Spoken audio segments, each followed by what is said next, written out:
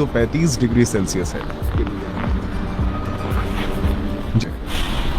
इस क्षेत्र में आज तक का सबसे कम तापमान -71.2 डिग्री सेल्सियस रहा है। ऐसा लगता है जैसे ये जगह किसी दूसरे प्लेनेट का हो। बाहर रखा गया केला कुछ ही मिनटों के अंदर एक हथौड़े में बदल सकता है। मेटल उनकी त्वचा से चिपक सकता है और जब वे अपने चश्मे को निकाल देखते हैं क्या होता है। ये पानी के पाइप है और इन्हें जमीन से ऊपर रखना पड़ता है क्योंकि जमीन के नीचे।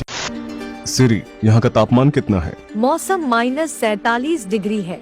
अंटार्कटिका में हवा का तापमान -14.8 डिग्री फ़ारेनहाइट या -20 डिग्री सेल्सियस है और यहाँ पर -58 डिग्री फ़ारेनहाइट या -47 डिग्री सेल्सियस है।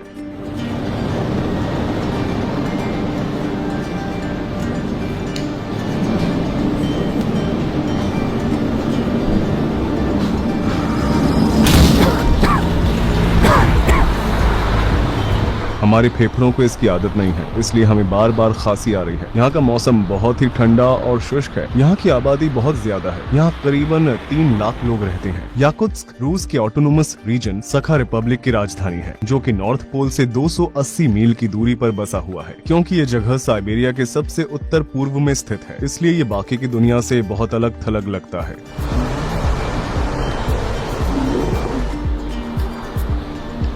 बाहर का तापमान लगभग -50 डिग्री सेल्सियस है। उबलते हुए पानी का तापमान -135 डिग्री सेल्सियस है। जैसा कि आप देख ही सकते हैं कि यह तुरंत आइस क्रिस्टल्स में बदल जाता है।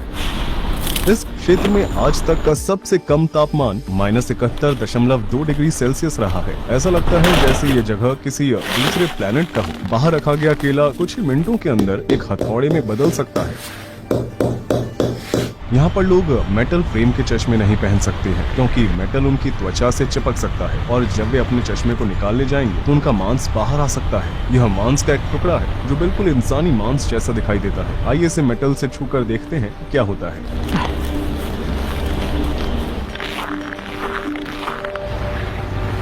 जैसा कि आप देख सकते हैं ये पानी के पाइप है और इन्हें जमीन से ऊपर रखना पड़ता है क्योंकि जमीन के नीचे पूरी बर्फ जमी हुई है। बात यह है कि शहर के नीचे 100 फुट मोटी बर्फ की परत जमी हुई है। देखिए, ये नदी पूरी तरह से जम चुकी है।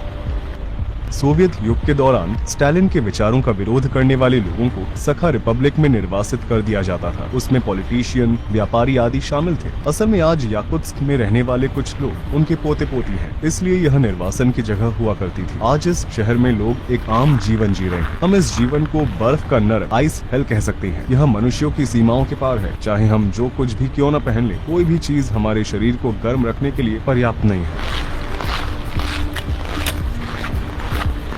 अगर आपके पास कार है तो आपको यहाँ बहुत दिक्कत हो सकती है। यहाँ पर सर्दियाँ 6 से 7 महीनों तक चलती है और उस समय आप अपनी कार को बिल्कुल भी नहीं चला सकते हैं। अगर आप फिर भी इसे चलाना चाहते हैं तो आप अपनी गाड़ी का इंजन बंद नहीं रख पाएंगे। उदाहरण के तौर पर आप यहाँ देख सकते हैं कि कार का इंजन चालू है लेकिन फिर भी ये खाली है, अंदर कोई भी नहीं है। ऐसा ही यहाँ पर सैकड़ों कारें हैं। इंजन के चालू रहने की वजह यह है कि अगर ये रुक गया तो इस बात का खतरा रहता है कि ये पूरी तरह से बर्फ में ढक जाएगा और इंजन का तेल जम जाएगा। जैसा कि आप यहाँ देख सकते हैं, इस गाड़ी के मालिक ने अपनी कार को लंबे समय तक नहीं चलाया होगा। इंजन बंद होने के सिर्फ 20 मिनट बाद ही उम्मीद छोड़ देना यहाँ एक आम बात है। एक और जमी हुई कार जो आने वाली गर्मियों में फिर से इस्तेमाल होने का इंतजार कर रही है। ये कार चल रही है ना? चलिए देखते हैं कि इसके अंदर कोई है या नहीं। हाँ, कोई भी नहीं है। क्या आप सोच सकते हैं कि यहाँ वाकई में ऊर्जा की कितनी ज्यादा बर्बादी हो रही है? किस्मत से रूस एक ऐसा देश है जहाँ तेल और प्राकृतिक गैस संसाधनों की मात्रा बहुत अधिक है। देखिए, इस कार के एग्जॉस्ट पाइप को बाहरी पाइप की मदद से बड़ा किया गया है। यहाँ तक कि एग्जॉस्ट स्मोक भी जम जाती है। कार की सुरक्षा के लिए विशेष कवर्स भी बनाए गए हैं, लेकिन कभी कभी वो भी काफी नहीं होते और जो लोग ज्यादा पैसे खर्च करने की हैसियत रखते हैं वे अपनी गाड़ियों को हीट गैरेज में रखते हैं क्योंकि ये गाड़ियां लगातार चलती रहती है। इसलिए पूरे शहर में लगातार धुएं की एक परत बनी रहती है। धुंध की वजह से सामने कुछ दिखाई देने की सीमा अक्सर 60.96 मीटर से कम होती है। यहाँ पर बनाए गए घरों का आर्किटेक्चर बिल्कुल अलग है। जमीन के बर्फ से ढके होने और बर्फ के खिसकने की संभावना की वजह से बिल्डिंग्स को खंभों पर बनाया जाता है। पुराने घर घर जिनका निर्माण बहुत पहले किया गया था वे एक दशक के बाद झुकने लगते हैं, क्योंकि बर्फ की मात्रा या तो बढ़ जाती है या कम हो जाती है। यह पेन और सुई की तरह लग रहा है। यहाँ अगर सबसे बुरा कुछ हो सकता है तो वो है फ्रॉस्ट बाइट। चलिए मान लेते हैं कि एक रेफ्रिजरेटर लगभग 4.4 डिग्री सेल्सियस पर काम करता है और फ्रीजर -20 डिग्री सेल्सियस पर काम करता है, तो हम बड़ी आसानी से कह सकते हैं कि यहाँ पर हर जगह एक बहुत ही हाईटेक फ्रीजर की तरह काम कर सकती है, क्योंकि यहाँ का तापमान -50 डिग्री सेल्सियस है। इसलिए कुछ लोग अपने फलों या मांस को अपनी खिड़की के बाहर टांग कर स्टोर करते हैं। क्या मैं इस तौलिए से एक स्लेट बना सकता हूँ?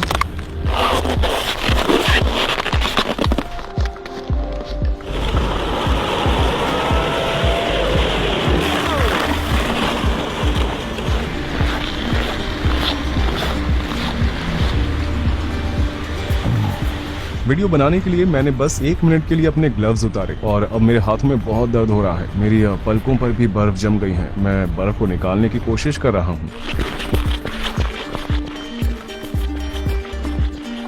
अगर आप 15 मिनट से ज्यादा समय तक बाहर रहते हैं तो आपको त्वचा में जलन और सांस लेने में दिक्कत जैसी समस्याओं का सामना करना पड़ेगा। ठंड लगना जो सुई की चुभन की तरह होती है, फ्रॉस्ट बाइट, उसके बाद सनसनी और फिर इसके बाद सीधे मौत भी हो सकती है।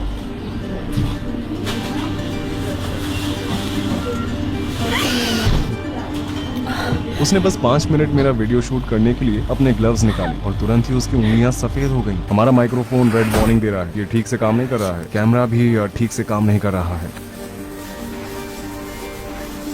देखिए इसका कवर जम गया है। हमारे फोन भी ठीक से काम नहीं कर रहे हैं। कुछ मिनटों पहले उसके फोन की बैटरी लगभग 10% थी और फिर अचानक डेड हो गई, जबकि वास्तव में ये लगभग फुल थी। मेरे पीछे आप देख रहे हैं वो एक कब्रिस्तान है। मेरे जूतों के नीचे की बर्फ की थिकनेस लगभग 100 फुट है और ये बर्फ लगभग पूरे शहर के नीचे है, जो गर्मियों में भी नहीं पिघलती है। तो यहाँ लोग मुर्दों को कैसे दफनाते हैं? वे कोयले के टुकड़ों को इकट्ठा करते हैं और 2 से 3 दिन उन्हें जलाते हैं। एक बार जब कोयला जल जाता है तो बर्फ के टुकड़े पिघल जाते हैं और फावड़ियों का इस्तेमाल करके इसे आसानी से हटाया जा सकता है। आखिर में इस क्षेत्र की 6 से 7 फीट की गहराई तक खुदाई की जा सकती है। यहाँ तक कि 100 या 200 साल पहले मरे हुए व्यक्ति का शरीर आज भी बहुत ठोस पाया जा सकता है। दुनिया के कुल हीरो के भंडार का 20% याकुत्स्क में है। इसके अलावा यहाँ पीरियोडिक टेबल के भी सारे एलिमेंट्स हैं। याकूतिया क्षेत्रों के नीचे कई मैमथ और डायनासोर के फॉसिल्स हैं। इन इलाकों में जहाँ कभी मैमथ घूमा करते थे, आज भी बर्फ पिघलते ही उनका शरीर बिल्कुल पहले की तरह दिखाई देता है। यहाँ के लोग खेती बाड़ी नहीं कर सकते हैं, इसलिए यहाँ पर लोग मछली खाते हैं। इस बाजार की सबसे महत्वपूर्ण विशेषताओं में से एक ये है कि वे रेफ्रिजरेटर के बजाय पब्लिक स्टॉल्स में मछलियों को रखते हैं, क्योंकि बाहर का मौसम रेफ्रिजरेटर की तुलना में बहुत ठंडा होता है। बाहर रखा हुआ मांस का टुकड़ा यहाँ पर महीनों तक खराब नहीं होता। यहाँ दर्जनों जमे हुए खरगोश हैं। बतख के साथ साथ उन्हें भी बहुत खाया जाता है। यहाँ पर घोड़े का मांस मिलना भी बहुत आम बात है। ये लगभग 45 पाउंड की है। वे इस पूरी मछली को खरीदते हैं और बाहर रखकर इसे कई दिनों तक खाते हैं। ये भी सेल पर है। बेशक ये कभी खराब नहीं होता। इसके कान बिल्कुल भी हिल नहीं रहे हैं। आप यहाँ कितने घंटे काम करती हैं? वो कितने समय से ये काम कर रही हैं? उन्होंने एक दूसरे के ऊपर कितने कपड़े पहने हैं?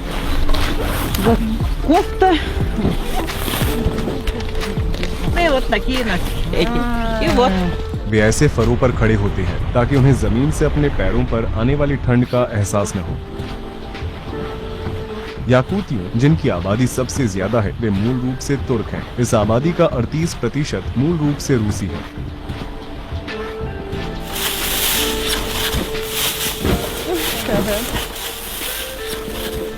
यहाँ ऐसे ही कुत्ते देखने को मिलते हैं। बदकिस्मती से बिल्लियाँ यहाँ जीवित नहीं रह सकती हैं। केवल मोटे फर वाले मैमल्स ही यहाँ जीवित रह सकते हैं। यहाँ पर कारों के अंदर 2-2 शीशे होते हैं ताकि जब एयर कंडीशनर से इंटीरियर गर्म हो जाए तो तुरंत ही इसका तापमान कम न हो। सड़क पर चलने की सबसे खतरनाक बात यह है कि अगर किसी भी वजह से कोई भी कार अगर खराब हो जाती है तो ड्राइवर के मरने का खतरा बहुत बढ़ जाता है। उन्हें इसे 30 मिनट के अंदर ठीक करना होता है, नहीं तो मिनटों के अंदर इंजन ऑयल जम जाएगा। अगर लोग इन इलाकों में बिना किसी फोन सिग्नल के फंस जाते हैं तो उनके पास कुछ ही घंटों के अंदर जमकर मरने के सिवाय कोई चारा नहीं होता है। इसलिए हर ड्राइवर अपनी कार में एक टूल बॉक्स जरूर रखता है।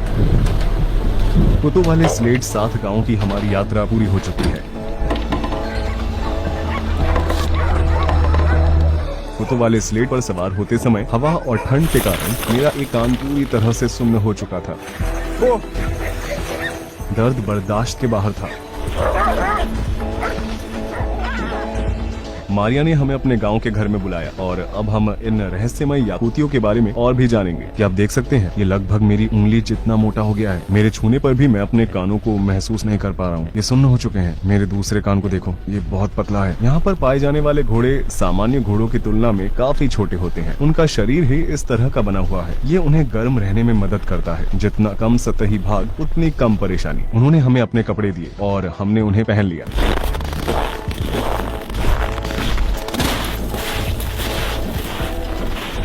आप जमी हुई नाव को देख सकते हैं कि हम एक झील के ऊपर से गुजर रहे हैं।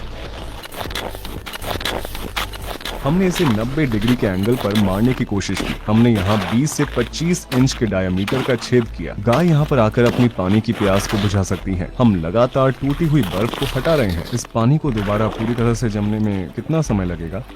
In 1 hour. इस गांव में गायों को सर्दियों में हमेशा खलिहान में रखा जाता है।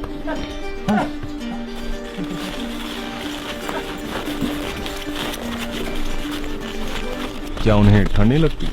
They do, of course. That's why they don't spend much time outside. ये मुझे क्या हुआ है? Your ear got frostbitten. If like it lasted longer, it will be very dangerous. उन्हें इसे काटना पड़ेगा, है ना? If they cannot save it, they can cut it because the cells are dead. For your ear, it's a traditional Yakut medicine, fat of bear. Beer? Yeah, my father took it from hunters. Oh. Yes, this will help frostbitten and also if you burn it. अगर आप इसे पीछे से देखेंगे तो आपको साफ साफ दिखाई देगा। ये सच में बहुत सूज गया है। ये लोग इसे फ्रॉस्ट बाइट कहते हैं। अगर मैं 15 मिनट और ठंड में रहा होता तो शायद मैं अपने पूरे कान को खतरे में डाल सकता था। यहाँ पर रहना कोई मजाक नहीं है। आपने अब तक का सबसे ठंडा तापमान कितना देखा है? The coldest temperature is -71 Celsius. आपके लिए ठंड क्या है? If I have good clothes, if I have enough clothes, before -40 it's not like real winter temperature for me. -41, -48 it's like fine. Below -48 it's cold, and below -52 it's very cold. And every degree feels. The funny thing is like cold weather feels like fire, like burning. हाँ, सच में मेरे कान में भी मुझे जलन महसूस हो रही है। ऐसा लग रहा है जैसे ये बहुत गर्म हो गया हो। Sometimes people drink too much and they fall asleep somewhere outside. And one night outside, some people didn't have proper clothes and they went to the woods and their car broke down and they couldn't call someone because no phone service. Yeah, and it ended. प्रकृति के बारे में आपकी क्या राय है? Whole lifestyle of Yakut people, of Saha people, it's taking care of nature, respecting it.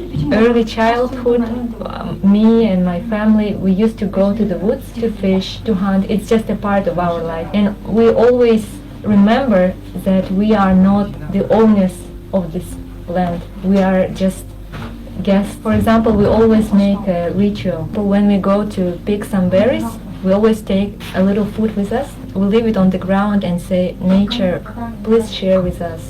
Please give us some food. It's for the master of that land, for the spirit. आप मानते हैं कि प्रकृति में एक आत्मा होती है? Yeah. For example, when we go to the forest, you shouldn't speak loud because you can disturb the spirits.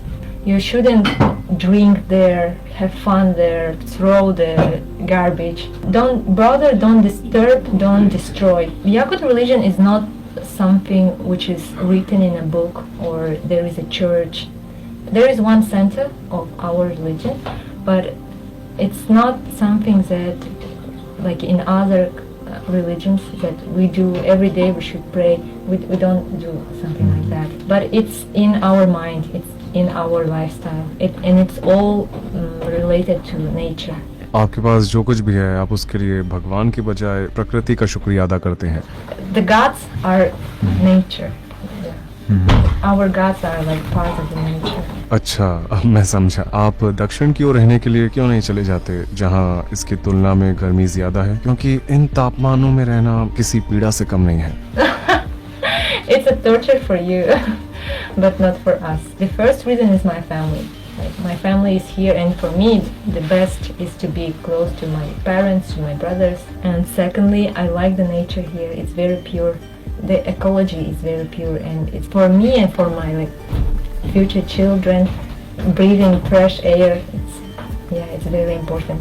And third, because of our culture, I want to preserve our language, our traditions, and give them to the next generations. Yakutsk में गर्मियों का भी मौसम होता है। जुलाई में यहाँ का औसत तापमान लगभग 19 डिग्री सेल्सियस होता है। ग्लोबल वार्मिंग की वजह से बर्फ पिघल रही है और मैमथ के फॉसिल मिल रहे हैं, लेकिन इस वजह से हजारों सालों से छिपे हुए वायरस भी बाहर आ सकते हैं, जिनसे आधुनिक मनुष्यों का कभी भी सामना नहीं हुआ है। अगर यूरोपीय लोग उत्तरी अमेरिका में बसने के लिए आए थे तो अनजाने में वे अपने साथ एक फ्लू भी लेकर आए थे, जिसकी वजह से ज्यादातर मूल अमेरिकियों को अपनी जानें गंवानी पड़ी और फिर उन्हें सदियों तक अलग थलग कर दिया गया था। फ्लू का हम पर कोई असर नहीं हुआ क्योंकि हमारा इम्यून सिस्टम बहुत मजबूत था। इसी तरह इन क्षेत्रों में बर्फ के पिघलने से जिन प्राचीन बीमारियों से हम सुरक्षित नहीं हैं और वो सामने आ सकती हैं और मानवता को ऐसे विनाशकारी परिणामों का सामना करना पड़ सकता है। हमारा वीडियो देखने के लिए धन्यवाद।